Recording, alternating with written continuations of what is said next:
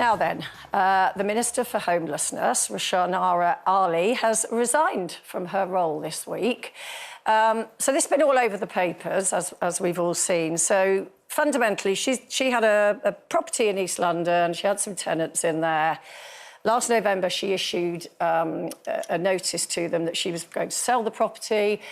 She says that she offered them the right to stay on a rolling contract until the property was sold. But at the same rent. At the same rent. They chose not to stay. She put the house on the market, she says. It has been on the market, apparently, since last November. It didn't sell. She's now put tenants back in there at £700 more than the tenants that were in there before. So, of course, this has caused a complete uproar. The newspaper has done an investigation because I think one of the tenants went to them, one of the former tenants. And, of course, as Minister of Homelessness, she has been a huge champion of the forthcoming Renters' Rights Bill, which will sort of prohibit exactly actions what like she that. has just done. So at this point, what she did is completely legal because they're just working on this legislation. It's legal. But she's in the meetings working on the legislation saying this is not good practice, we need to stop this. What is the legislation? What is wrong, playing devil's advocate, what is wrong with putting your rent up on a private property? There is nothing wrong with it. It's just that what they're going to do from now on, because I think what they're saying is that in the past, landlords have evicted people to then be able to put the rent up because there are certain rights for tenants who they've been paying a certain amount of rent. And the new legislation will be that if you evict somebody, you cannot put the rent up for 6 months. And that's why...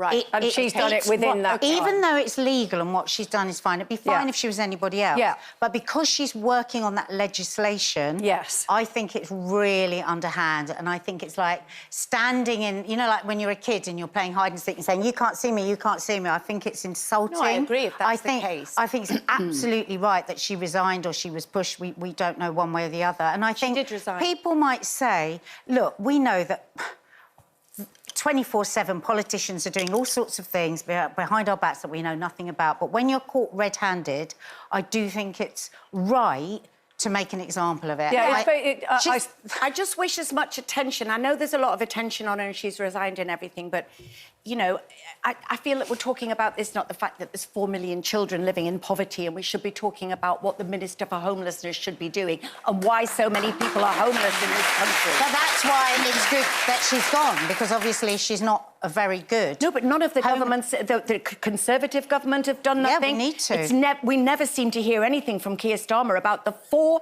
million children living below the poverty line in this country. Well, let's hope someone better appalling, comes but there's in. money for other things. Well, I want to read out her statement. She said, I want to make it clear that at all times I followed all relevant legal requirements. I believe I took my responsibilities and duties seriously, and the facts demonstrate this. However, it is clear that continuing in my role will be a distraction from the ambitious work of the government. I have therefore decided to resign from my ministerial position. Now, putting her position to one side, a lot of private landlords, I think, watching this, will say it's very difficult now to be a private landlord. If you own a property, you should be able to do what you want with it without the state, you know, getting involved. But there are also a lot of lousy landlords out there. Have you ever had a lousy landlord? Yeah, I mean, when I was at uni, God forbid, I don't know how we lived there, but also a lot of my friends now who are living in London working, one of them, they were paying money to the landlord and then the landlord just didn't pay and they're all getting evicted. Yeah. So, and it's things like damp and so much getting... But the trouble is, good landlords also get tarred with the same brush. And it's like any business, there's good and bad. But I think the university thing, because I've watched it with my daughter's friends, is outrageous. Yeah, I lived in horrific conditions. Well, I suppose this is what the Renters' Rights Bill is aiming at clamping down on. But let's see. You know, implementing it is another thing.